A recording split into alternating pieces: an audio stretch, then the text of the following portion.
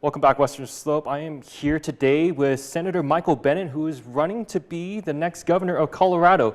Senator, thank you so much for joining me today here on your busy schedule.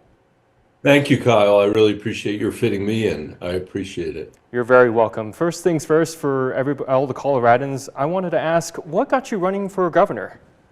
What got running for governor is that I think we're facing an incredibly important moment in the country and in Colorado, and I think Colorado really can be a beacon for the rest of the country when we need it. We have some substantial economic challenges in our state.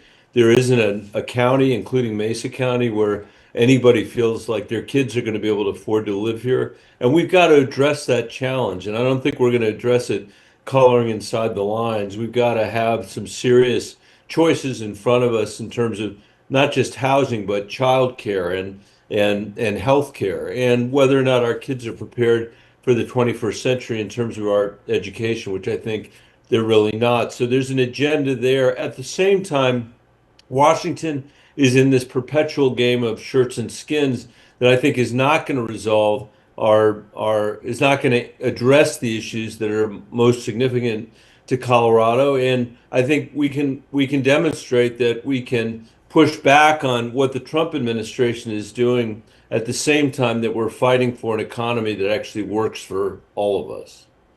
No, I completely understand. And just to follow up in just regards to you're talking about the economic standpoint, what are you looking to do as the governor to, Colorado's been struggling with a budget of like over a $2 million budget from last year. How are you as a governor going to be looking to fix that budget, make sure it's all under control? Well, first of all, we need to have a growing economy. We're in a situation now where businesses are leaving the Western Slope and Colorado generally because in some ways we're a blue state with, that's drowning in red tape. And I think we've got to address that. We've got to make sure businesses know we want to keep them in Colorado. We want them to stay in Colorado. We want them to grow in Colorado because we can't do anything without a growing economy. Second, we do have serious budget challenges. And in fact, I would say it's a budget crisis in Colorado, partly because of what the federal government has done, but also because we've got a 40-year-long commitment to the Taxpayer Bill of Rights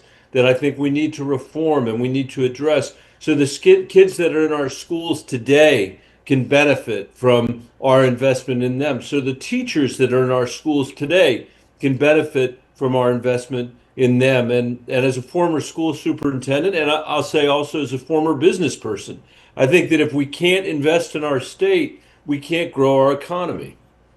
No, like you said, especially about schooling and education, and that brings it up to my next question. Knowing that School District 51 is here on the Western Slope, and they've been doing a little bit of budget trying to balance everything. What are you looking to do as a previous superintendent to make sure education is on the front, to make sure that's taken care of for all future generation educators? So a few things. One, we have to pay our teachers. We're losing teachers to Wyoming and to Utah and to New Mexico because of how badly we're paying them in Colorado. And that goes back to the discussion we were just having about the Taxpayer Bill of Rights.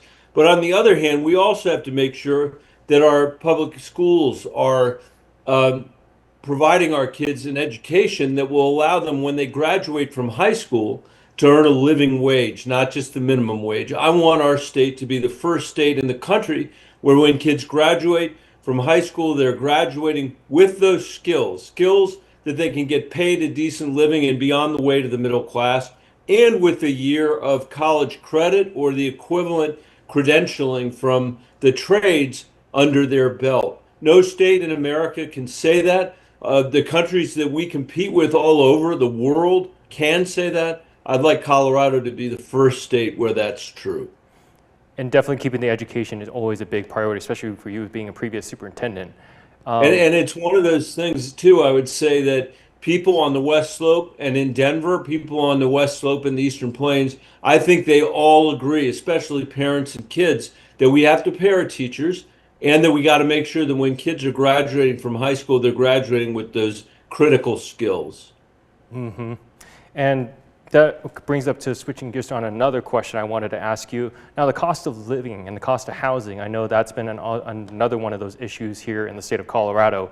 What are you looking to do as the governor to make sure to, make things affordable for families to make sure they have a home and a roof over their The cost head? of living is insane. Susan and I have raised three daughters in Colorado, and we don't even know whether our own daughters are going to be able to afford to live in this state. And that's what I hear from people everywhere I go. Often people in tears because they're worried their kids aren't going to be able to afford to stay there, or they're saying things like, Michael, you know what? We thought we were going to have a family. We'll never have a family because we can't afford it. Our state is the fifth most important state when it comes to housing. I think we should create a situation where nobody has to spend more than 30% of their income on housing. That's going to require us to build a lot more houses. It's going to require us to build a lot more starter homes. So people of your generation can do what Susan and I did, which is actually a form of, afford a place to live. On healthcare, I've put together a really important proposal to make available to everybody a true public option. So if they're making more money than the eligibility for Medicaid, they're able to afford something other than the private insurance that is not serving people well. I've said that I think that we ought to dramatically expand the pool and make the health insurance that state employees get in Colorado available to teachers and to firefighters and to other county workers to start with. But eventually, I think that plan, the state employee plan, I think that should be available to every single person in Colorado. And I think that would help with our insane healthcare costs. Mm-hmm. And speaking about those, yeah, go ahead. and speaking that, like you were talking about those healthcare costs, walk me through about the Medicaid and Medicare, and also more about the insurance costs and keeping those Yes, costs low. so it's great. On Medicaid, we're facing a real challenge because Donald Trump's big, beautiful bill is slashing Colorado's Medicaid budget.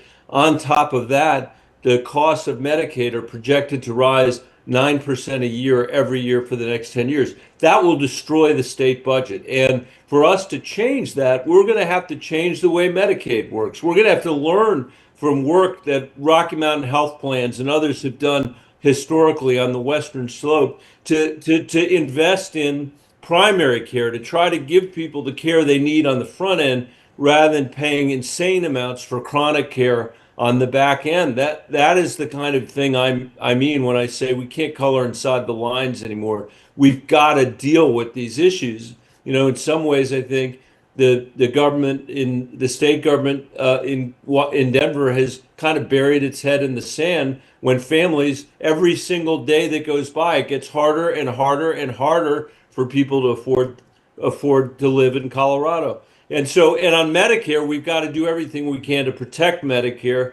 That is a critical program that our seniors rely on. I've fought very hard to protect it in the time that I've been in the Senate. I'll continue to do it as your governor. Exactly. Yeah. Right. And, speaking more about President Trump, I know that there's been a lot of things that have been happening with the state of Colorado in regards to removing of the space program and just a tax on Colorado. What are you looking to do, excuse me, but basically stand for Colorado and not like... That's what we have to do. We have to stand up, not just for Colorado, but for our democracy. We should not have a president who is rewarding red states and attacking blue states. By the way, we should never have a Democratic president who does that.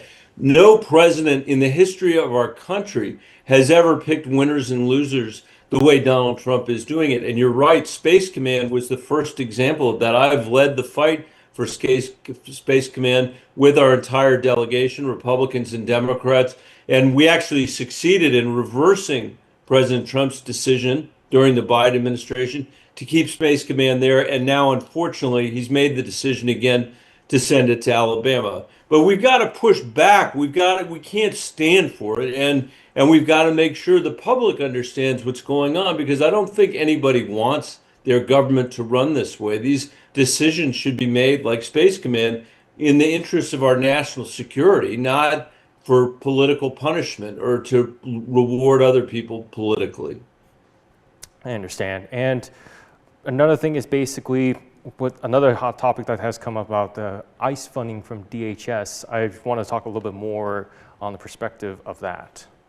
Yeah, my view is that they've already funded ICE through their big, beautiful bill. The issue is really now whether or not we can find a way to put some constraints on ICE so that they operate in a way that's consistent with our expectations for local law enforcement. You know, no one in America wants masked agents running through our cities. No one in America wants federal law enforcement agents to not get warrants before they knock on our door and pull somebody out. I don't think anybody in America really wants to have kids separated from their parents. I just think that they've gone too far. And President Trump has sort of treated this like it's his own private army. And it's not great from a law enforcement perspective. There's a reason why we have these rules in place.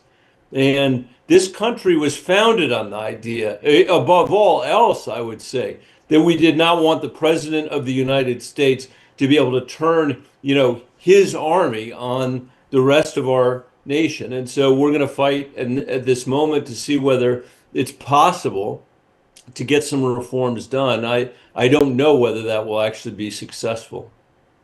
And I understand. And now, taking a look back from all the discussions that we had so far, I wanted to get your perspective. What is your key focus as a governor for the state of Colorado? My key focus is affordability, affordability, affordability. We have got to make Colorado a place our kids can afford. I want over the next decade, if I'm lucky enough to serve 2 terms as Colorado's governor, I'd really like us to be able to say at the end of the day, you know what? We celebrate the fact that in Colorado, we know our kids can live there. We celebrate the fact that we're able to make decisions together that includes everybody on the Front Range and on the Western Slope, that we celebrate hard decisions that our kids need us to make around healthcare and housing and around childcare and preparing them with a quality education that gets them ready for this economy.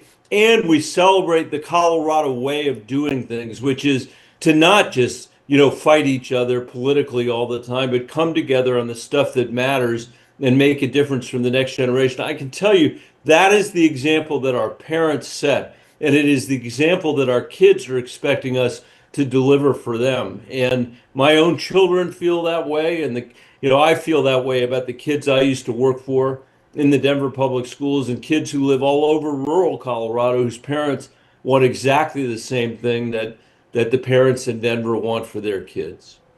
Yes, and Senator, that wraps up all the questions I got for you today. Great. But thank Thanks, you so much Kyle. thank you so much for taking time out of your busy schedule. I'm grateful for your time, and thanks. Call anytime.